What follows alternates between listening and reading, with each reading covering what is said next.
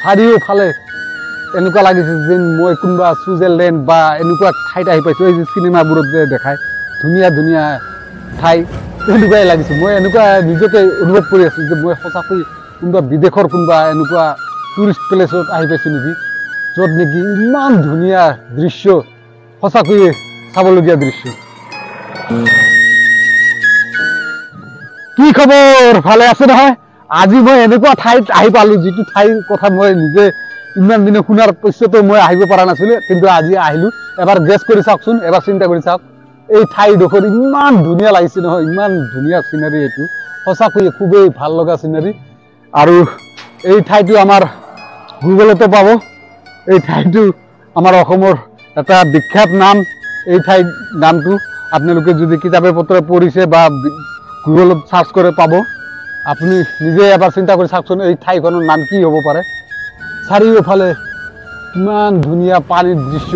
ইয়াতে যদি আবেলি পৰত আহে, সূৰ্য যেতিয়া অস্ত যাওঁ যাওঁ অৱস্থা হয়, তেতিয়া ইয়াৰ দৃশ্যটো সঁচাকৈ আৰু ধুনীয়া হৈ উঠে।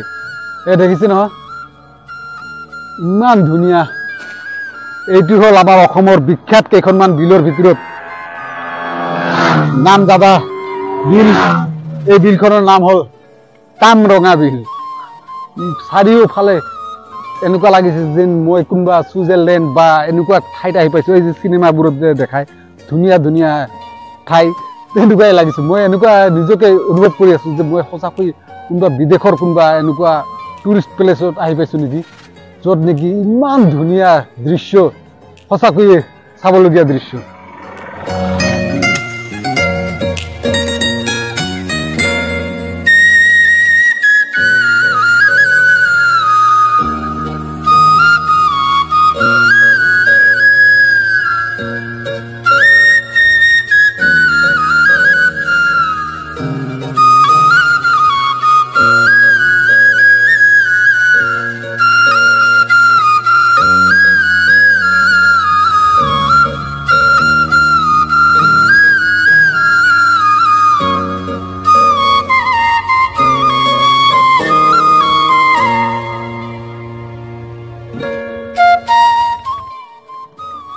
বাৰিষা কালত যেতিয়া এই গোটেই বিলটো পানীৰে ভৰপূৰ হৈ থাকিব, তেতিয়াতো চাবলৈ আৰু ধুনীয়া লাগে।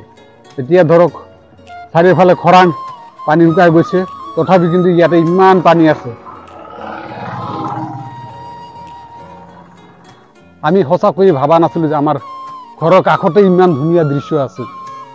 আমাৰ অসমৰ ইমান ধুনীয়া ধুনীয়া দৃশ্য ক'ত ক'ত লুকাই আছে আমি বিচাৰি পোৱা নাই।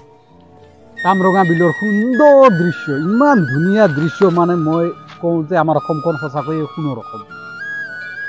সঁচাকৈয়ে এয়া খুবেই ধুনীয়া দৃশ্য।